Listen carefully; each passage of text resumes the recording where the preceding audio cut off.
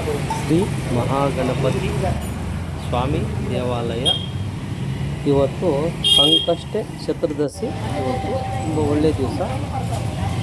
ಈ ದೇವಸ್ಥಾನದಲ್ಲಿ ಹೋಮ ಮತ್ತು ಸತ್ಯನಾರಾಯಣ ಪೂಜೆ ಮತ್ತು ಸಂಕಷ್ಟ ಎಲ್ಲ ಪೂಜೆ ಎಲ್ಲ ಇರುತ್ತೆ. ತುಂಬ ಒಳ್ಳೆಯದಾಗುತ್ತೆ. ಇಲ್ಲಿ ದೇವರ ದರ್ಶನ ಮಾಡಿ ಮತ್ತು ಸತ್ಯನಾರಾಯಣ ಸ್ವಾಮಿ ಕಥೆ ಕೇಳಿ ತುಂಬ ಒಳ್ಳೆಯದಾಗುತ್ತೆ.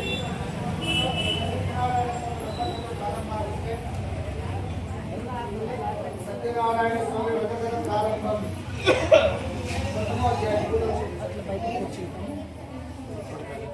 ప్రథమోధ్యాయం శ్రీ సత్యనారాయణ స్వామి దేవతాభ్యో నమః. ప్రథమోధ్యాయం మహర్షిలో స్వర్గలోకం లేక భూలోకానికి లోక సంచారానికి వస్తారు. లోక సంచారం చేస్తూ ఇక్కడ జనాలంటే మన మనుషులు నానా కష్టాలు పడుతూ ఉంటారు. ఆ కష్టాలంతా చూసి నారద మహర్షిలో నైమిషారణ్యంలోకి వెళ్తారు. నైమిషారణ్యంలోకి వెళితే అక్కడ ఒక మహర్షి కూర్చొని చెట్టు కింద తపస్సు చేస్తూ ఉంటాడు.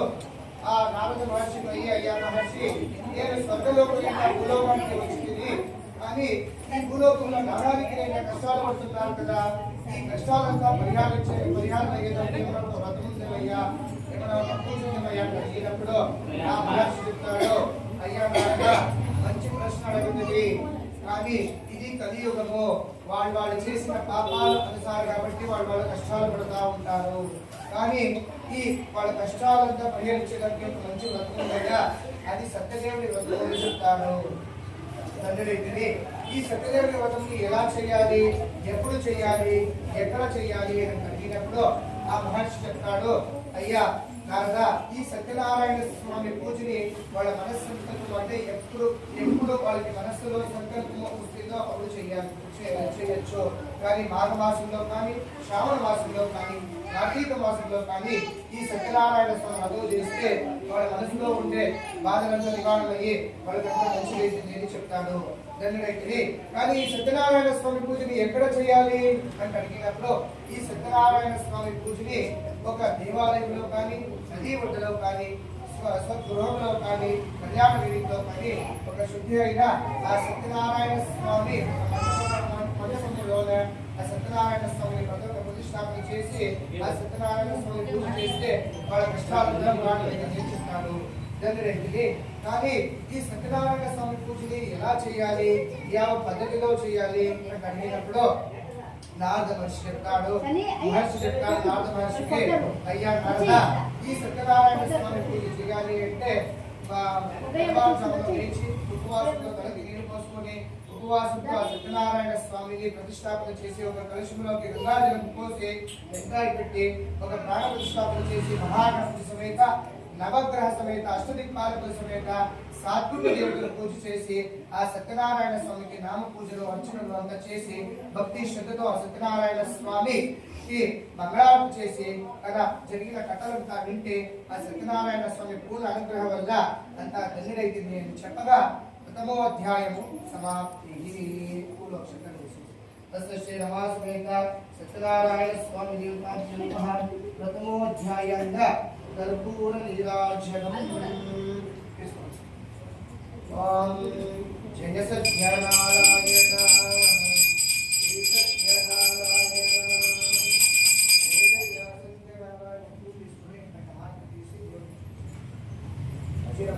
సత్యనారాయణ స్వామి దేవతాభ్యో నమః. సత్యనారాయణ స్వామి దేవతాభ్యో నమః. కర్పూర నీరాజనం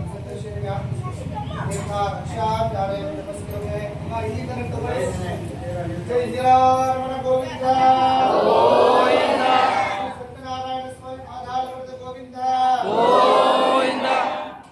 భూలోక్షలు చేత పెట్టుకోండి. మీరు గోవింద నామాలు ఎంత జోరుగా చెప్తారో అంత పుణ్యం వస్తుందంట. అందరూ జోరుగా చెప్పండి. భూలోక్షలు చేత పెట్టుకోండి. రెండో అధ్యాయం ఏం చెప్తుంది అంటే, మళ్ళీ ఆ మహర్షి నారద మహర్షిని అడుగుతారు, అయ్యా మహర్షి, ధన్యుడైతే సత్యనారాయణ స్వామి వ్రతము ఎలా చేయాలి, ఎప్పుడు చేయాలి, ఎక్కడ చేయాలి అని బాగా వివరిస్తుంది. కానీ ఈ సత్యనారాయణ స్వామి పూజని చేసి ఎవరికి ఏమి ఫలము చిక్కింది వివరించవాడు తెలియనప్పుడు ఆ సన్యాసి చెప్తాడు నారదుడికి, అయ్యా నారద, ఒక కాశీ క్షేత్రంలో ఒక బడ బ్రాహ్మణుడు ఉండేవాడు. వాడు రోజు రోజుకి భిక్షాటం చేసుకుని నానా కష్టాలతో ఉండేవాడు. ఉండేదానికి ఇల్లు లేక, తినేదానికి సరైన భోజనం కూడా లేక, వేసుకునే సరైన బట్టలు కూడా లేక చాలా దారిద్ర్యంగా బతుకుతా ఉండేవాడు. ఆ బ్రాహ్మణుడు ఒకరోజు అదే కాశీ క్షేత్రంలో వెళుతా ఉంటే ఒక వైష్ణవ ఇంటిలో శ్రీ సత్యనారాయణ స్వామి వ్రతం నడుస్తూ ఉంటుంది. ఆ బ్రాహ్మణుడు అట్లే ఉండి గుమ్మంలో కూర్చొని ఆ సత్యనారాయణ స్వామి పూజ చూసి ఆ వైష్ణవుడు మంగళారతి చేసుకుని ఎక్కువ వస్తాడు. అయ్యా మీరు ఏమి పూజ చేస్తున్నారు, ఈ పూజ చేసేదానికి ఏమి ఫలము చిక్కింది అని అడిగినప్పుడు ఆ వైష్ణవుడు చెప్తాడు, అయ్యా ఈ కలియుగంలో అతి త్వరగా వరాలు ఇచ్చే దేవుడు అంటే ఈ సత్యదేవుడు. ఈ సత్యనారాయణ స్వామి వ్రతము చేస్తున్నామయ్యా, మేము చాలా దారిద్ర్యంగా బతుకుతాము, కానీ ఆ సత్యనారాయణ స్వామి ఒక వ్రతము ఒక సంకల్పం వల్ల మంచి ఒక స్వగృహము తీసుకొని పెళ్లి చేసుకుని పిల్లా పాపలతో ఆ సత్యనారాయణ స్వామి పూర్ణ కృప వల్ల ఒక బతుకున్నాము అని చెప్తాడు. అప్పుడు ఆ భిక్షాటుడు కూడా ఆ బ్రాహ్మణుడు కూడా అడుగుతాడు, ఇక నేను రోజు రోజుకి చాలా కష్టాలతో బతుకుతున్నాను, నేను కూడా ఈ సత్యనారాయణ స్వామి వ్రతం చేస్తే నాకు కూడా మంచిది నాకు చెప్పినప్పుడు తప్పక ఈ రోజు ఇక్కడే ఉండి ఆ స్వామి వారి పూజ చూసి స్వామి వారి ప్రసాదం కానీ స్వీకరించుకుంటే నీకంటే మంచిది అని చెప్తాడు. ఆ బ్రాహ్మణుడు అక్కడే ఉండి స్వామి వారి పూజ చూసి ప్రసాదం స్వీకరించుకుని సంకల్పం చేసుకుని బయలుదేరుతాడు. ఆ రోజు వారి భిక్షాటంలో ఎక్కువ డబ్బులు లభిస్తుంది. అలాగే రోజు రోజుకి ఎక్కువ డబ్బులు లభిస్తా ఆ సత్యనారాయణ స్వామి పూర్ణ కృప వల్ల మంచి ఒక వ్యాపారం మొదలుపెడతాడు. ఆ వ్యాపారంలో మంచి ఒక అభివృద్ధి అయ్యి మంచి ఒక సొంత గృహం తీసుకుంటాడు, పెళ్లి కూడా చేసుకుంటాడు. పిల్ల పాపలతో సత్యనారాయణ స్వామి పూర్ణ కృప వల్ల అన్ని గంటలు ఒక అభివృద్ధి అవుతాడు. ఇదంతా సత్యనారాయణ స్వామి పూర్ణ కృప వల్ల అనేసి ఒక బ్రాహ్మణుని పిలిపించి ఆ సత్యనారాయణ స్వామి పూజని విజృంభంగా చేసి 10-20 మందికి అన్నదానం చేసి ఆ సత్యలోకానికి చేరినట్టుగా 2వ అధ్యాయము సమాప్తి. శ్రీ రమాస్మేత సత్యనారాయణ స్వామి దేవతాకి నమః. 2వ అధ్యాయంగా కర్పూర నీరాజనం పెట్టుకోండి. ఓం నారాయణాయ విద్మహే వాసుదేవాయ ధీమహి తన్నో విష్ణుః ప్రచోదయాత్. శ్రీరమాస్మేత సత్యనారాయణ స్వామి దేవతాకి నమః. కర్పూర నీరాజనం సమర్పయామి. అర్పిస్తున్నట్టు దేవతా రక్షార్థాలయామి నమస్కరోమి. జై ఇందిరారమణ గోవింద గోవింద సత్యనారాయణ స్వామి పాదాల వరద గోవింద గోవింద. సత్యనారాయణ స్వామి దేవత. 3వ అధ్యాయం 3వ అధ్యాయం చదువుకోండి. 3వ అధ్యాయం ఏం చెప్తుందంటే మళ్ళీ ఆ మహర్షి నారద మహర్షి చెప్తాడు, అయ్యా నారద ఇంకొక కథ చెప్తాను విను. ఒక కాశీ క్షేత్రంలో కట్టెలు అమ్మేవాడు ఉంటాడు. వాడు రోజు రోజుకి కట్టెలు అమ్ముకుంటా జీవనం చేసుకుంటా ఉంటాడు. కానీ వాడికి ఇల్లు ఐశ్వర్యము ధనము ధాన్యము వజ్రాలు వైడూరులు అన్ని గట్టిగా ఉంది. కానీ మనకి 10 సంవత్సరాలైనా ఒక సంతానం లేకుండా స్నాన ఒక నెమ్మది లేకుండా జీవనం చేస్తా ఉండేవాడు. అలాగే ఒక రోజు కాశీ క్షేత్రంలో కట్టెలెట్టుకొని ఒక బ్రాహ్మణ ఇంటి దగ్గరికి వెళ్తాడు. ఆ బ్రాహ్మణ ఇంటిలో సత్యనారాయణ స్వామి పూజ నడుస్తూ ఉంటుంది. ఏ గోధుడి సమయంలో కట్టెల మూపు అక్కడే దింపి అదే ఇంట్లో ఏమో పూజ నడుస్తూ ఉంది కదా అనేసి గుమ్ములో కూర్చొని ఆ సత్యనారాయణ స్వామి వ్రతులు చూస్తూ ఉంటాడు. ఆ బ్రాహ్మణుడు మంగళారతి చేసి ఆ కట్టెల ఇచ్చినప్పుడు, అయ్యా మీరు ఏమి పూజ చేస్తున్నారు, పూజ చేసేందుకు మీకు ఏమి కలము చిక్కింది అని అడిగినప్పుడు ఆ బ్రాహ్మణుడు చెప్తాడు, అయ్యా మాకు పెళ్లి 10 సంవత్సరాలైనా మాకు సంతానం లేదు, కానీ ఆ సత్యనారాయణ స్వామి యొక్క సంకల్పం వల్ల ఈరోజు ఆ పిల్ల పాపలతో కూర్చొని మేము సత్యనారాయణ వ్రతం చేస్తున్నాము 5వ ఏడాది అని చెప్పినప్పుడు వాడు కూడా సత్యనారాయణ కూడా అయ్యా మాకు కూడా 10 సంవత్సరాలు అయితే పెళ్లి అయ్యి కానీ సంతానం లేకుండా ఒక నెమ్మది లేకుండా జీవనం చేస్తున్నాము, మేము కూడా ఈ సత్యనారాయణ స్వామిలో భక్తి శ్రద్ధతో కానీ సంకల్పం ఆ సత్యనారాయణ స్వామిలో సంకల్పము చేసుకుంటా ఇది కలిసి అడుగుతున్నాడు. అప్పుడు ఆ బ్రాహ్మణుడు తప్పక ఈ రోజు ఇక్కడే ఉంటే ఆ స్వామి వారికి 3 ప్రదక్షిణాలు చేసి మంగళారతి తీసుకుని ప్రసాదం నువ్వు స్వీకరించింది భార్యకు చెప్తాము. వాడు అక్కడే ఉండి సత్యనారాయణ స్వామి పూజలు చూసి భక్తి శ్రద్ధతో సంకల్పం చేసుకునే ప్రసాదం స్వీకరించి నా భార్యకి పెట్టుకుపై ఇస్తాడు. భార్యతో చెప్తాడు, భార్య పేరు లీలావతి అనేసి లీలావతి చెప్తాడు. నేను ఈరోజు ఒక బ్రాహ్మణ ఇంటికి వెళ్ళినాను, అక్కడ సత్యనారాయణ స్వామి వ్రతం నడుస్తుంది. మాకి కూడా సంతానం కనుక కలిగితే నేను కూడా సత్యనారాయణ స్వామి వ్రతం చేస్తానని సంకల్పం చేసుకుని వచ్చినామని చెప్తారు. అలాగే 1 మాసం 2 మాసం 3 మాసాల తర్వాత సత్యనారాయణ స్వామి పూర్ణ కృప వల్ల ఆయన భార్య లీలావతి గర్భవతి అయ్యి 9వ నెలలో ఒక పుత్రుడికి జన్మనిస్తుంది. ఆ పుత్రిక పేరు కళావతి కూడా నామకరణం చేస్తారు. అప్పుడు ఆయన భార్య అడుగుతుంది, అయ్యా మీరు చెప్పింది కదా మాకి సంతానం కానీ కలిగితే సత్యనారాయణ స్వామి వ్రతం చేస్తాను కానీ ఇంకా చెయ్యేదేమిటి అడిగినప్పుడు చేద్దాంలే సత్యనారాయణ స్వామి వ్రతమే కదా మళ్ళీ చేద్దాంలే పూజకే ఉంది అనేసి అలాగే చూసుకుని వెళతా ఉంటారు. అలాగే ఆ కళావతి అంటే మన అమ్మాయి 10 సంవత్సరాలు 15 సంవత్సరాలు 18 సంవత్సరాలైన సత్యనారాయణ స్వామిని తెలుసుకోరు, సత్యనారాయణ స్వామి పూజలు కూడా చేయరు. అప్పుడు సత్యనారాయణ స్వామికి కోపం వచ్చి వాళ్ళకి శాపం వేస్తారు. కానీ వారికి తగువైనంత ఆ అమ్మాయికి తగువైనంత మరణం తీసుకొని వచ్చి పెళ్లి కూడా చేస్తారు. పెళ్లి సమయంలో కూడా సత్యనారాయణ చేయరు. అలాగే ఒక రోజు ఆ మామ అల్లుడు గురుగా పెళ్ళైన అల్లుడు మామగారు ఇద్దరు పడవలో పక్క రాజ్యానికి కట్టెలుసుకొని వెళుతూ ఉంటారు. ఒక రాజ్యంలో విశ్రాంతి కలిగి తీసుకుంటా ఉంటే ఆ రాజ్యానికి దొంగలుంటే రాజ్యం దొంగలు అంతా తీసుకుని వచ్చి వీళ్ళు ముందు వదిలేసి వెళ్ళిపోతారు. ఆ రాజభటలు వచ్చి వీళ్ళే దొంగలు వేసి ఆ మామాలు తీసుకుని వెళుతారు. వాళ్ళు అయ్యా మేము దొంగలు కాదు, మేము పక్క ఊరికి ఇంకా పక్క ఊరికి ఇంకా మేము కట్టల మీద వచ్చినాము చెప్పినాను. సత్యనారాయణ స్వామి శాపం వల్ల వాళ్ళు ఆడే మాటలు దిగపరచండు. ఇక్కడ కారాగృహంగా బంధించేస్తారు. అక్కడ లీలావతి కళావతి వాళ్ళ ఇంటికి దొంగలు నుండి ద్రవ్యము ధనము ధాన్యం అంతా దోచుకెళ్ళి విషయాన్ని తీసేస్తారు. ఎలా అంటే సత్యనారాయణ స్వామి వ్రతము చేద్దాము అని 18 సంవత్సరాలైనా చేయకుండా ఉండేదాన్ని ఇంకా అంత కష్టాలను నడుస్తూ ఉంటారు. ఒకరోజు అదే కళావతి అమ్మాయి కాశీ క్షేత్రంలో వెళుతూ ఉంటే ఒక బ్రాహ్మణ ఇంట్లో సత్యనారాయణ స్వామి చూసుకొని ఆమె తల్లి దగ్గర ప్రశ్నిస్తుంది, అమ్మ నేను ఈ రోజు భిక్షాటకు వెళ్ళింది ఒక బ్రాహ్మణ ఇంట్లో సత్యనారాయణ స్వామి వ్రతం నడుస్తా ఉందమ్మా. నేను మా నాన్నగారు భర్త గారు క్షేమంగా వస్తే సత్యనారాయణ స్వామి వ్రతం చేస్తాము అని సంకల్పం చేసుకొని వచ్చినానని చెప్పినప్పుడు, అవునమ్మా మీ తండ్రి గారు కూడా ఇలాగే సత్యనారాయణ స్వామి వ్రతము చేస్తారు పుట్టేకి ముందు అనేసి సంకల్పం చేసుకుని కానీ ఇంతవరకు వాళ్ళు చేయలేదు కాబట్టి మేము ఇంత కష్టాలు అనుభవిస్తున్నాము అనేసి ఆ సత్యనారాయణ స్వామి వ్రతము ఆ కళావతికి ఎంత భిక్షానికి డబ్బులు వచ్చిందో దాని సగము డబ్బులతో ఒక బ్రాహ్మణుని పిలిపించి సత్యనారాయణ స్వామి వ్రతము చేస్తారు.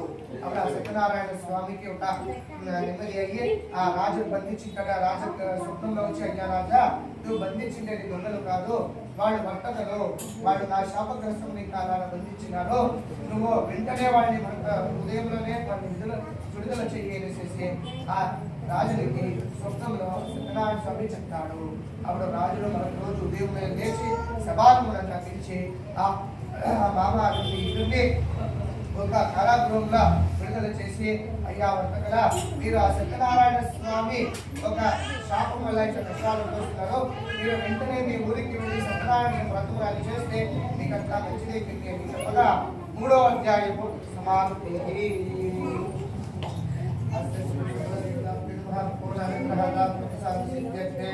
విశేషేణ తృతీయ అధ్యాయాంగ కర్పూర నీరాజనం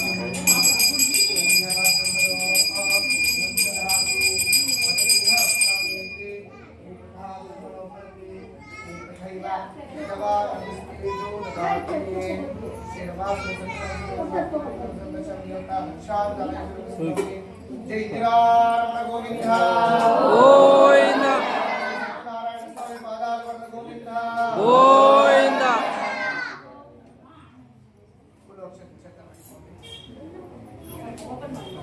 4వ అధ్యాయం ఏం చెప్పింది అంటే ఆ మామాలుడు ఇద్దరు పడవ కింద వాళ్ళ ఊరికి వస్తా అంటే సాయంకాలం సంధ్యావేళ ఎక్కింది.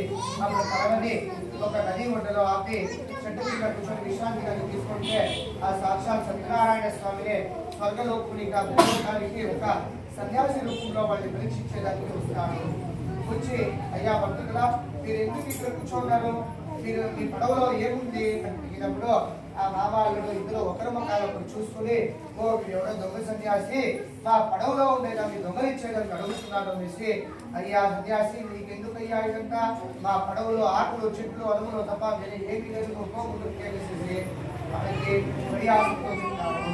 అప్పుడు ఆ సాక్షాత్ సత్యనారాయణ స్వామి రూపంలో ఉండే సన్యాసి అవునా మీ మాట యథార్థం కానీ ఇంకా అదృష్టం వెళ్ళిపోతారు. మళ్ళీ నామాలు నిత్యకర్మాలు సంధ్యావంతం తీసుకుని పడవ దగ్గరికి వెళతారు. పడవలో ఆకులు చెట్లు అణువులునే ఉంటాయి. వాడికి ఆ రాజు ఇచ్చిండే వజ్రాలు వైడూరాలు ఇంకా మాయమైపోయి ఆకులు చెట్లు ఉంటాయి. ఆ సన్యాసిని సుళ్ళు చెట్టుని అందుకెళ్ళి వెంటనే పోయి ఆ సన్యాసిని కానీ శరణాన్ని కోరితే అంతా మంచిదైంది అనేసి ఆ సన్యాసిని కొడుకుంటా పోతారు. సన్యాసిని కొడుకుంటా పోతా ఉంటే ఆ సన్యాసి ఒక నది ఉండలో కూర్చొని ఒక తపస్సు చేస్తాడు. అయ్యా సన్యాసి మమ్మల్ని క్షమించండి, మేము వర్తకులు, మా పడవలో వజ్రాలు వైడూరాలు అంతా ఉండేది, కానీ ఆకులు చెట్లు అనుగులుగా మారిపోయింది కదా, క్షమించండి అడిగినప్పుడు ఆ సన్యాసి ఆ సత్యనారాయణ స్వామి రూపము తాలుతాడు. శంకర చక్ర గద హస్తని పెట్టుకుని నిలుచుకుంటాడు. వీళ్ళిద్దరూ ఆ సత్యనారాయణ స్వామిని చూసి దిగ్భ్రమణం అయిపోయి అందరూ సత్యదేవ సత్యేశ్వర సత్యశివ సత్యనారాయణ మమ్మల్ని క్షమించండి, మేము సుళ్ళు చెప్పిన దానికి మాకు ప్రవేశ శాస్త్రం దయచేసి మా ధనము ధాన్యము అంతా తిరిగి వచ్చేది చేయండి అని చెప్పినప్పుడు ఆ సత్యనారాయణ స్వామి పలుకుతాడు. అయ్యా వంటగల మీ అహంకారం మీ గర్వం వల్ల ఈ రోజు మీరు ఇంత కష్టాలు అనుభవిస్తున్నారు. మీరు నా పూజ చేస్తాను అని ఈరోజు చేయలేదు కాబట్టి ఇంత కష్టాలు అనుభవిస్తున్నారు. మీరు వెంటనే మీ ఊరికి వెళ్ళి ఆ సత్యనారాయణ స్వామి వ్రతమే చేస్తే మీకు అంతా మంచిదైంది అనేసి ఇంకా అదృష్టమైపోతారు. ఆ మామాలు ఇద్దరు స్వామివారు నిలుచుకోవడానికి 3 ప్రదక్షిణాలు చేసి పడవ దగ్గరికి వెళ్తారు. పడవలో ఉండే ఆకులు అంతా వజ్రాలు వైడూరాలుగా మారిపోయి వాడు ఊరికి బయలుదేరుతా ఉంటే అక్కడ వాళ్ళ ఇంట్లో లీలావతి కళావతి ఇలాగే కూర్చొని సత్యనారాయణ స్వామి వ్రతముని చేస్తూ ఉంటారు. ఆ రాజభటలు వచ్చి అమ్మగారు మీ భర్త గారు నాన్నగారు వస్తున్నారు రండి అని చెప్పగా ఒక కృషి సమయంలో ఆ సత్యనారాయణ స్వామి పూజని సగంలోనే ఆపి స్వామి వారికి ఒక ఆరతి కూడా చేయకుండా ప్రసాదం కూడా చేయకుండా అలాగే లేచి వెళ్ళిపోతారు. మళ్ళీ స్వామి వారికి కోపం వచ్చి మామ ఇద్దరిని ఆ పడవలో నీటిలో మునిగి వేస్తారు. మళ్ళీ వీళ్ళిద్దరు పోయి చూస్తే పడవలో ఉండే వజ్రాలు ఉంటుంది, కానీ వాళ్ళ భర్త గారు నాన్నగారు ఉండలేదు. అయ్యో మేము ఉపవాసంతో సత్యనారాయణ వ్రతం చేస్తే మేము ఆ పూజ పురస్కారాలతో చేస్తే మళ్ళీ మాకు ఇదేం చేస్తా ఒక యోచన చేస్తా ఉంటే ఆకాశవాణిలో కళావతి మీరు సత్యనారాయణ వ్రతం చేస్తే కానీ ఆ సత్యనారాయణ స్వామికి ఒక ఆరతి కూడా చేయకుండా ఒక ప్రసాదం కూడా స్వీకరించకుండా అలాగే విధానంగా అందుకే సత్యనారాయణ స్వామి కోపం వచ్చి అలా చేసినారు. మీరు వెంటనే మీ ఇంటికి వెళ్ళి సత్యనారాయణ స్వామికి భక్తి శ్రద్ధతో ఒక మంగళారతి చేసి తీర్థ ప్రసాదాన్ని స్వీకరిస్తే మీ భర్త గారు నాన్నగారు లీలావతి కళావతి ఇద్దరు పోయి ఆ సత్యనారాయణ స్వామికి ఒక మంగళారతి చేసి శివాపున 3 ప్రదక్షిణాలు చేసి స్వీకరించుకుంటారు. వాళ్ళ భర్త గారు నాన్నగారు క్షేమని వాళ్ళకి జరిగిన చెప్పి ఈ రోజు ఇక్కడే నది ఒడ్డులోనే ఆ సత్యనారాయణ స్వామి వ్రతము చేస్తాము అనేసి ఆ సత్యనారాయణ స్వామికి ఏమేమి ఒక పదార్థాలు కావాలంతా తెప్పించి ఒక బ్రాహ్మణుని పిలిపించి విద్యముగా దంపతి సమేతంగా కూర్చొని ఆ సత్యనారాయణ స్వామి వ్రతం చేసి ఆ సత్యలోకానికి చేరినట్టుగా 4వ అధ్యాయము సమాప్తి. ఓం శ్రీ రమా సమేత సత్యనారాయణ స్వామి విశేషణ ఓం నారాయణాయ విద్మహే వాసుదేవాయ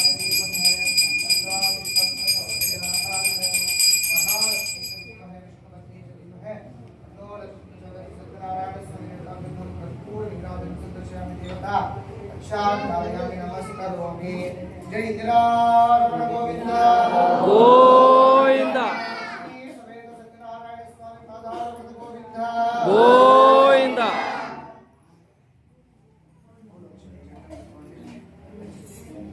ఐదో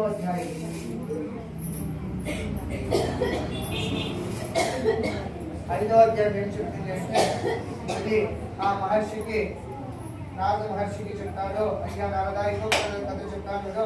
ఒక కాశీ క్షేత్రంలో చంద్రకేతు అనే రాజు ఉండేవాడు.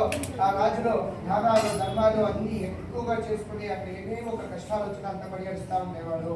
రైతులకు కానీ అక్కడ ఉండే ఒక ప్రజలకు కానీ ఏమేమి ఒక కష్టాలు వచ్చినాడో ఆ రాజు దానాలు ధర్మాలు అంతా చేసి ఆ రైతులకి కాపాడుతూ ఉండేవాడు. కానీ ఆ రైతులకు ఒక సమస్య వచ్చేది, అదేంటంటే వాడు ఏమే ఒక పంటలు పెట్టినాను అంతా రైతులంతా వచ్చి దాన్ని నాశనం చేసేది. సదాకాలము అలాగే చేస్తా ఉంటే రైతులంతా వచ్చి అయ్యా రాజుగారు మీరే స్వయంగా అడవికి వెళ్ళి దాన్ని వేట ఆడి దాన్ని సంహరించాలి, మీరు ఏమే ఒక పంటలు పెట్టారో అంతా వచ్చి నాశనం చేస్తామని చెప్పగా ఆ రాజుగారు ఆ రైతుల ఒక మాటకి కట్టుబడి వాటే ఆయుధాలు ఎత్తుకుని గుర్రం పైన వెళుతా ఉంటే ఒక అడవి మధ్యలో ఒక చెట్టు కింద ఈ గోపాలకు అంటే ఆవులు మేపే వాళ్ళంతా కూర్చొని సత్యనారాయణ స్వామి వ్రతం చేస్తా ఉంటారు. అప్పుడు ఇప్పుడు రాజుగారు వస్తున్నారు కదా, రాజుగారికి ప్రసాదం ఇస్తాము, తీర్థులు ఇస్తాము, మొదలాటలు ఇస్తాము అని తెలిసి రాజుగారి దగ్గరికి తీర్థము ప్రసాదము ఇచ్చేయకపోతే ఆ రాజులో ఒక అహంకారం గర్వంతో నేను ఇవాళ వీళ్ళు చేసిండే తీర్థ ప్రసాదం ఉంటాలి, వీళ్ళు ఎవరో కీలచాంటి వాళ్ళు ఏమో చేస్తున్నారు, నేను ఇవాళ వీళ్ళని ముట్టాలి అనేసి ఒక అహంకారం గర్వంతో అలాగే వెళ్ళిపోయేవాడు. ప్రతి మాసము సత్యనారాయణ స్వామి పూజ పౌర్ణమి రోజు చేసేవాడు. ఆ రాజు వచ్చే సమయానికి ప్రసాదం ఎత్తుకొచ్చి ఇచ్చినప్పుడు వాడు తిరస్కరిస్తూ వెళుతూ ఉండేవాడు. అలాగే 1 మాసం 2 మాసం 6 మాసాలైనా అలాగే చేస్తూ ఉండేవాడు. ఆ సత్యనారాయణ స్వామికి కోపం వచ్చి మన రాజ్యం అంతా బూడిదైపోనేసి ఒక శాపం వేసి అక్కడ ఒక అగ్నిస్పర్శ అయ్యి అంతా గాలి బూడిదయ్యి ప్రజలకంతా నానారీతిగా కష్టాలు చేస్తాయి. ఈ రాజులు 1 సంవత్సరం తర్వాత మన రాజ్యానికి పోతాడు. మన రాజ్యం చూసి అంతా కాలిపోయాకుండా ప్రజలకంతా నానా రీతిగా కష్టాలు కాయిలాలు వచ్చేసి చాలా బాధలతో ఉంటాడు.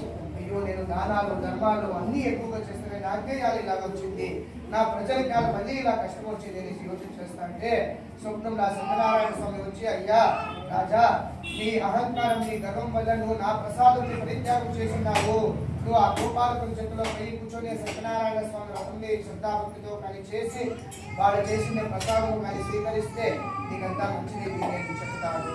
అప్పుడు రాజులు మనకు రోజు ఉదయం కానీ మాఘమాసంలో విశేషంగా లేచి తలపి స్నానం చేసి రామీమూర్తితో సత్యనారాయణ స్వామి వ్రతం చేసి అయ్యా సత్యదేవ సత్యేశ్వర సత్యేశ్వర, నా అహంకారం నా గర్వం వల్ల నేను ప్రసాదం పరిత్యాగం చేసిన దానికి నాకు మంచి తగశాస్తి అయింది, దయచేసి నా రాజ్యం అంతా విచ్ఛేదం చేయి, నేను కూడా విశ్రమంగా నా రాజ్యంలో నీ సత్యనారాయణ స్వామి వ్రతము చేస్తానని సంకల్పం చేసుకుంటున్నాను.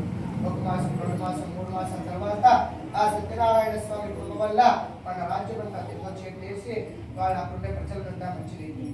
అందుకే ఆ రాజులో మళ్ళీ ఆ సత్యనారాయణ స్వామి వ్రతాన్ని ఒక 5 మంది బ్రాహ్మణులు పిలిపించి వైద్యంగా చేసి ఆ ఊళ్ళో ఉండే ప్రజలందరికీ అన్నదానం చేసి ఆ సత్యలోకానికి చేరుతారు. అంటే ఈ కలియుగంలో అతి త్వరగా వరాలిచ్చే దేవుడు అంటే ఈ సత్యదేవుడు. ఈ సత్యనారాయణ స్వామి పూజని ఎవరు చేస్తారు, ఈ సత్యనారాయణ స్వామి పూజని ఎవరు చేపిస్తారు, ఈ సత్యనారాయణ స్వామి కథలను ఎవరు శ్రద్ధాభక్తితో వింటారో, ఈ సత్యనారాయణ స్వామి కథలను ఎవరు శ్రద్ధాభక్తితో చెప్తారో ఆ సత్యనారాయణ స్వామి పూల కృప వల్ల వాళ్ళ మనసులో ఏమేమి ఒక కోరికలు అదంతా ఇంగేరించి వాళ్ళ కష్టాలంతా పరిహరించే దేవుడు అంటే ఈ సత్యదేవుడు అని చెప్పగా 5వ అధ్యాయము సమాప్తి. శ్రీనివాసవేత సత్యనారాయణ స్వామి దేవతాభ్యో నమః. 5వ అధ్యాయం సమాప్తి.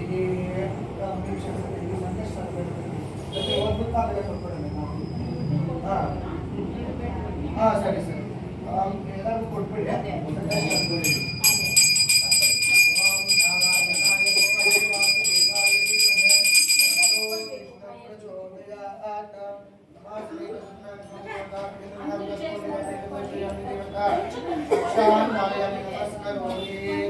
జై ఇంద్రాణ గోవింద గోవింద నారాయణ స్వామి పాదాల గోవింద గోవింద. ಅದರಂತೆ ಆಚರಿಸಲು ಧರ್ಮರಾಜನು ಸಕಲ ಸಂಕಷ್ಟಗಳಿಂದಲೂ ವಿಮುಕ್ತನಾದನು. ಅದನ್ನೇ ನಿಮಗೆ ವಿವರಿಸುವೆನು. ಒಂದು ದಿನ ಧರ್ಮರಾಯನು ಶ್ರೀಕೃಷ್ಣನನ್ನು ಕುರಿತು, ಇದೇ ಗದಾಧಾರನೇ, ನಮ್ಮ ಸಂಕಷ್ಟವು ಪರಿಹಾರವಾಗುವ ಬಗೆಯನ್ನು ತಿಳಿಸಬೇಕೆಂದು ಪ್ರಾಂಜಲೀಯವಾಗಿ ಪ್ರಾರ್ಥಿಸಿಕೊಳ್ಳಲು ಶ್ರೀಕೃಷ್ಣನು, ಇದೇ ಧರ್ಮರಾಯನೇ, ಮನುಷ್ಯನ ಸಕಲ ಸಂಕಷ್ಟಗಳನ್ನು ಪರಿಹರಿಸುವ ಶ್ರೀ ಸಂಕಷ್ಟಹರ ಗಣೇಶ ವ್ರತವೆಂಬ ಒಂದು ಉತ್ತಮೋತ್ತಮವಾದ ವ್ರತವಿದೆ. ಅದನ್ನು ನಿನಗೆ ವಿವರಿಸುವೆನು. ಮುಂದೆ ಯುಗದಲ್ಲಿ ಹಿಮಾಚಲ ಸುಂದರಿಯಾದ ಗೌರಿಯು ಈಶ್ವರನ ಮನವೊಲಿಸಲು ಘೋರ ತಪಸ್ಸನ್ನು ಆಚರಿಸಿದಳು. ಆಗ ಗಣನಾಥನು ಸ್ಮರಿಸಲಾಗಿ ಆತನು ಪ್ರತ್ಯಕ್ಷವಾಗಿ ಹೀಗೆಂದನು, ಎಲೆ ಶೋಭನೆಯೇ, ನೀನು ಸಂಕಷ್ಟರ ಗಣೇಶ್ವರನ ವ್ರತವನ್ನು ಮಾಡುವುದರಿಂದ ನಿನ್ನ ಕಾರ್ಯಸಿದ್ಧಿ ಆಗುವುದರಲ್ಲಿ ಯಾವ ಸಂಶಯವೂ ಇಲ್ಲ. ಆ ವ್ರತವನ್ನು ಶ್ರಾವಣ ಮಾಸ ಕೃಷ್ಣ ಪಕ್ಷ ಚತುರ್ಥಿಯನ್ನು ಆಚರಿಸಬಹುದು ಅಥವಾ ಮಾಘ ಮಾಸದಲ್ಲೂ ಕೂಡ ಆಚರಿಸಬಹುದು. ಚಂದ್ರೋದಯ ನಂತರ ಸತ್ಯ ಪ್ರದಾನ ಮಾಡಬೇಕು. ವ್ರತವನ್ನು ಮಾಡ ಬಯಸುವವರು ಆ ದಿನ ಅರುಣೋದಯ ಕಾಲದಲ್ಲಿಯೇ ಎದ್ದು ಶಚೋಕ್ತ ಕರ್ಮಗಳನ್ನು ಮುಗಿಸಿಕೊಂಡು ನದಿ ತೀರಕ್ಕೆ ಹೋಗಿ ಅಲ್ಲಿ ಶುದ್ಧವಾಗಿ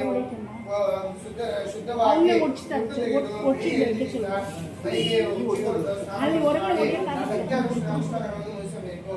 ಸಾಯಂಕಾಲದವರೆಗೂ ಉಪವಾಸವಿದ್ದು ವಿನಾಯಕ ವ್ರತವನ್ನು ಮಾಡುತ್ತೇವೆ ಎಂಬ ಸಂಕಲ್ಪವನ್ನು ಮಾಡಬೇಕು. ಪ್ರದೋಷ ಕಾಲದಲ್ಲಿ ಪುನಃ ಸ್ನಾನಗೈದು ಶುಚಿಯಾದ ಸ್ಥಳದಲ್ಲಿ ಅಷ್ಟದಳ ತತ್ವವನ್ನು ಬರೆದು ಅದನ್ನು ಗಂಧಾದಿಗಳಿಂದ ಅಲಂಕರಿಸಿ ಅಲ್ಲಿ ನೇತ್ರನು ಚತುರ್ಭುಜನು ರಕ್ತವರ್ಣನು ಲಂಬೋದರನು ನಾನಾವರ್ಣ ಸಮಾಯುಕ್ತನು ಪ್ರಸನ್ನಾಗ್ತನೋ ಆದ ಸಂಕಷ್ಟ ಗಣೇಶ್ವರನ್ನು ಸ್ಥಾಪಿಸಿ ಪ್ರಾಣ ಪ್ರತಿಷ್ಠ ಕೈದು ಕಲ್ಪೋತ್ಸವದಿಂದ ಪೂಜಿಸಬೇಕು. ಎಳ್ಳಿನ ಕಡುಬು ಮೋದಕ ಮಾಡಿ ಐದನ್ನು ದೇವರಿಗೆ ನಿವೇದಿಸಿ ಅಥವಾ ಫಲಹಾರಗಳನ್ನು ದೇವರಿಗೆ ನಿವೇದಿಸಿ ಬ್ರಾಹ್ಮಣರಿಗೆ ದಾನ ಮಾಡಬೇಕು. ದೇವರಿಗೆ ನಿವೇದಿಸಿದ ಐದನ್ನು ಮಾತ್ರ ತಾನು ತಿಂದು ಆ ರಾತ್ರಿ ಜಾಗರಣೆ ಮಾಡಬೇಕು. ಚಂದ್ರೋದಯವಾಗಲು ಚಂದ್ರನಿಗೆ ಕಲ್ಪೋಕ್ತ ಮಂತ್ರದಿಂದ ಅಗ್ನಿ ಪ್ರದಾನ ಮಾಡಬೇಕು. ಸಮಸ್ತ ಪ್ರತಿಮಾ ಕಲಶವನ್ನು ದಕ್ಷಿಣಾ ಸಹಿತವಾಗಿ ಆಚಾರ್ಯರಿಗಿಟ್ಟು ಶ್ರೀ ಸಂಕಷ್ಟ ಗಣೇಶನನ್ನು ವಿಸರ್ಜಿಸಬೇಕು. ಈ ರೀತಿಯಾಗಿ ಶ್ರಾವಣ ಚತುರ್ಥಿಯಲ್ಲಿ ಈ ವ್ರತವನ್ನು ಮಾಡಿದರೆ ನಾನು ಪ್ರಸನ್ನನಾಗಿ ಅವರ ಶಾಂತಿದಾರ್ಥಗಳನ್ನು ಕರುಣಿಸುವೆನು ಎಂದು ಆರಾಧಿಸಲ್ಪಟ್ಟ ಪಾರ್ವತೀ ದೇವಿಗೆ ಅವಳ ಸಂಕಷ್ಟ ಪರಿಹಾರಕ್ಕಾಗಿ ಗಣೇಶನು ಈ ವ್ರತವನ್ನು ಮೊದಲು ಉಪದೇಶಿಸಿದನು. ಅವಳು ಯಥೋಕ್ತವಾದ ವ್ರತಾಚರಣೆ ಮಾಡಿ ಮಹಾದೇವನನ್ನು ಒಲಿಸಿದಳು. ಆದ್ದರಿಂದ ಎಲೆ ಧರ್ಮರಾಜನೇ, ನೀನು ಸಂಕಷ್ಟರ ಗಣೇಶ್ವರ ವ್ರತವನ್ನು ಭಕ್ತಿಯಿಂದ ಆಚರಿಸಿ ಕೃತಾರ್ಥನಾಗು. ಇದಕ್ಕೆ ಸಂಕಷ್ಟರ ಚತುರ್ಥಿ ವ್ರತವೆಂಬ ನಾಮವೂ ಇದೆ. ಇದನ್ನು ಭಕ್ತಿಯಿಂದ ಆಚರಿಸಿದಲ್ಲಿ ಜನರು ಈ ಲೋಕದಲ್ಲಿಯೇ ಧರ್ಮಾರ್ಥ ಕಾಮ ಮೋಕ್ಷಗಳೆಂಬ ಚತುರ್ವಿಧ ಪುರುಷಾರ್ಥಗಳನ್ನು ನಿಸ್ಸಂಶಯಾಗಿ ಪಡೆಯುವರು. ಶ್ರಾವಣ ಕೃಷ್ಣ ಚತುರ್ಥಿಯಲ್ಲಿ ಒಂದು ವೇಳೆ ಮಾಡಲಾಗದಿದ್ದರೆ ಬೇರೆ ಯಾವುದಾದರೂ ಕೃಷ್ಣ ಚತುರ್ಥಿಯಲ್ಲಾದರೂ ಭಕ್ತಿಯಿಂದ ವ್ರತಾಚರಣೆ ಮಾಡಿದಲ್ಲಿ ಅವರ ಮಹಿಮೆಯಿಂದ ಸರ್ವಾರ್ಥ ಸಾಧನವನ್ನು ಪಡೆಯುವುದು. ವಿದ್ಯಾರ್ಥಿಗೆ ವಿದ್ಯೆಯು, ಧನಾರ್ಥಿಗೆ ಧನವು, ಪುತ್ರಾರ್ಥಿಗೆ ಸಂತಾನವು, ಇಚ್ಛೆಗೆ ಮೋಕ್ಷಾರ್ಥಿಗೆ ಮೋಕ್ಷವು ಈ ವ್ರತಾಚರಣೆಯಿಂದ ದೊರಕುವುದು. ಈ ವ್ರತವನ್ನು ಮಾಡಲಾಗದಿದ್ದರೂ ಇದರ ಮಹತ್ವವನ್ನು ತಿಳಿದವರು ಮತ್ತು ಇದನ್ನು ಜನರಿಗೆ ಓದಿ ತಿಳಿಸುವವರು ಸಹ ಈ ಲೋಕ ಸುಖವನ್ನೆಲ್ಲ ಸಂಪೂರ್ಣವಾಗಿ ಅನುಭವಿಸಿ ಪರಲೋಕದಲ್ಲಿ ಜ್ಞಾನಸಿದ್ಧ ಸ್ಥಾನವನ್ನು ಪಡೆಯುವರು. ಈ ಸಂಕಷ್ಟದ ಗಣಪತಿ ವ್ರತದ ಮಹಾತ್ಮೆಯನ್ನು ಇನ್ನೂ ಕೇಳಿರಿ. ಹಿಂದೆ ರಾವಣೇಶ್ವರನು ಅಷ್ಟ ಬಲ ಸಂಪ್ರಾಪ್ತಿಗಾಗಿ ವ್ರತವನ್ನು ಮಾಡಿದನು. ಸೀತಾದೇವಿಯಿಂದ ವಿಯೋಗ ಕಾಲದಲ್ಲಿ ಶ್ರೀರಾಮಚಂದ್ರನಿಂದಲೂ ಈ ವ್ರತವು ಆಚರಿಸಲ್ಪಟ್ಟಿತು. ಹಿಂದೆ ನಾನು ಕಾರಣಾಂತರಗಳಿಂದ ಅದೃಷ್ಟರಾಗಿದ್ದಾಗ ಪರಮೇಶ್ವರನ ಉಪದೇಶದಂತೆ ಪುತ್ರ ವಿಯೋಗದಿಂದ ಚಿಂತಿತಳಾದ ಪಾರ್ವತಿಯು 4 ತಿಂಗಳ ಕಾಲ ವ್ರತವನ್ನು ಆಚರಿಸಿ 5ನೇ ತಿಂಗಳಲ್ಲಿ ಸ್ಕಂದನನ್ನು ಪಡೆದಳು. ಅಗಸ್ತ್ಯ ಮಹರ್ಷಿಗಳು ತಾವು ಸಮುದ್ರಪಾನ ಮಾಡುವ ಮೊದಲು ಈ ವ್ರತಾಚರಣೆಯನ್ನು ಮಾಡಿ ಅದರಿಂದ ಪ್ರಭಾವಿತರಾಗಿ ಕಾರ್ಯ ಸಾಧನೆ ಮಾಡಿದರು. ಇದೇ ಯೋಗೀಂದ್ರರೇ, ಹಿಂದೆ 6 ತಿಂಗಳ ಕಾಲ ಈ ವ್ರತಾಚರಣೆಯನ್ನು ಮಾಡಿ ಆದ್ದರಿಂದ ಪ್ರಭಾವಿತರಾಗಿ ಕಾರ್ಯ ಸಾಧನೆ ಮಾಡಿದ ದಮಯಂತಿಯು ಗಣೇಶ ಅನುಗ್ರಹದಿಂದ ಪುನಃ ನಳನನ್ನು ಪಡೆದಳು. ಅದರಂತೆ ಅನಿರುದ್ಧನು ಬಾಣಸುರನು ನಗರಕ್ಕೆ ಶತ್ರುಗಳಿಂದ ಒಯ್ಯಲ್ಪಡನು. ಶ್ರೀಕೃಷ್ಣನಿಂದಲೇ ಈ ವ್ರತಾಚರಣೆಯನ್ನು ಮಾಡಲ್ಪಟ್ಟಿತು. ಅದರಿಂದ ಅವನಿಗೆ ಅನಿರುದ್ಧರನ್ನು ಪುನಃ ಪಡೆಯಲು ಸಾಧ್ಯವಾಯಿತು. ಇಷ್ಟೇ ಅಲ್ಲದೆ ಈ ಸಂಕಷ್ಟನಾಶಕ ವ್ರತವನ್ನು ದೇವತೆಗಳು, ಅಸುರರು, ಋಷಿಗಳು, ಮನುಷ್ಯರು ಆಚರಿಸಿ ತಮ್ಮ ಇಷ್ಟ ಸಿದ್ಧಿ ಪಡೆದರು. ಆದುದರಿಂದ ಆಪತ್ಕಾಲದಲ್ಲಿಯೂ ರೋಗಾದಿಗಳಿಂದ ಪೀಡಿತರಾಗಿರುವಾಗ ಸುಖ ಸೌಖ್ಯಗಳನ್ನು ಪಡೆಯಲು ಸರ್ವಶ್ರೇಷ್ಠ ಸಿದ್ಧಿಯುಕ್ತ ಮಾಡುವ ಈ ವ್ರತವನ್ನು ಆಚರಿಸಬೇಕು. ಇದಕ್ಕೆ ಸಮಾನವಾದ ಬೇರೊಂದು ವ್ರತವಿಲ್ಲ. ಆಯಾ ಕಾರ್ಯಕ್ರಮಗಳ ತಾರತಮ್ಯಕ್ಕೆ ಅನುಸಾರವಾಗಿ ಸಾಧ್ಯವಾದಷ್ಟು ಅಧಿಕ ಮಾಸಗಳ ಕಾಲ ಈ ವ್ರತವನ್ನು ಭಕ್ತಿಯಿಂದ ಅನುಷ್ಠಾನ ಮಾಡಬೇಕು. ಉತ್ತಮೋತ್ತಮವಾದ ಈ ವ್ರತವನ್ನು ಅನರ್ಹರಿಗೆಲ್ಲ ಉಪದೇಶಿಸದೆ ಗೋಪ್ಯವಾಗಿಟ್ಟುಕೊಂಡು ಸಿದ್ಧ ಜನರಿಗೆ ಮಾತ್ರ ಉಪದೇಶಿಸಬೇಕು. ಶ್ರೀ ಸಂಕಷ್ಟರ ಗಣೇಶ್ವರನು ಸ್ವತಃ ತಾನು ಪ್ರಸನ್ನನಾದಾಗ ಲೋಕದ ಜನರಿಗೆ ಬೇರೆ ಯಾವ ಉಪಭೋಗ್ಯ ವಸ್ತುಗಳಲ್ಲಿಯೂ ಆಸಕ್ತಿ ಉಂಟಾಗದು. ಸಂತುಷ್ಟನಾದ ಆ ಸಂಕಷ್ಟಹರ ಗಣಪತಿಯು ಭಕ್ತರ ಸರ್ವಾರ್ಥ ಸಿದ್ಧಿಯನ್ನು ಉಂಟು ಮಾಡುವುದರಲ್ಲಿ ಸಂಶಯವೇ ಇಲ್ಲ ಎಂದು ಹೇಳದವನಿಗೆ ಶ್ರೀ ಸಂಕಷ್ಟರ ಗಣಪತಿಯ ವ್ರತಕಥೆಯು ಸಮಾಪ್ತಿಯಾಗಿತ್ತು. ಜೈ ಬೋಲೋ ಮಹಾಗಣಪತಿಗೆ ಜೈ. ಜೈ ಬೋಲೋ ವಿದ್ಯಾ ಗಣಪತಿಗೆ ಜೈ. ಜೈ ಬೋಲೋ ಸಂಕಷ್ಟರ ಗಣಪತಿಗೆ ಜೈ.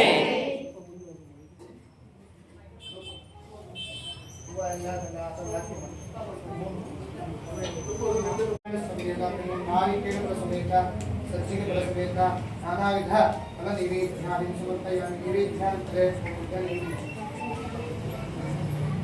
ಆಚರಣೆ ಹರಿಮಣಪತ್ರ ಪುಷ್ಪಾಣಿ ಸಮರ್ಪಯಾಮಿ. ಓಂ ಶ್ರೀ ಸಕಲ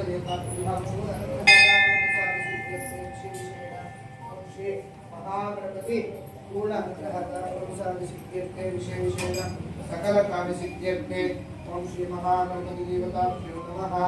पूर्ण अनुग्रह सिद्ध्यर्थे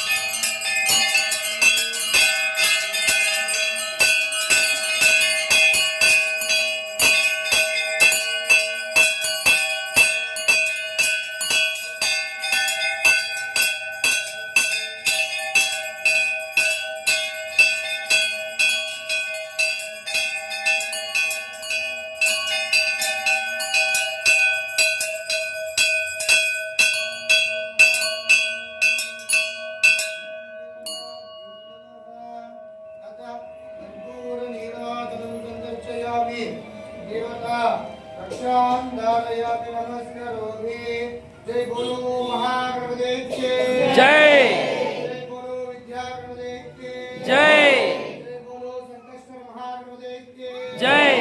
जय इंदिरा रमण गोविंद गोविंद सत्यनारायण स्वामी पादालवरद गोविंद गोविंद महालक्ष्मी समेत सत्यनारायण स्वामी पादालवरद गोविंद गोविंद श्री अय्यप्प स्वामी पादालवरद गोविंद गोविंद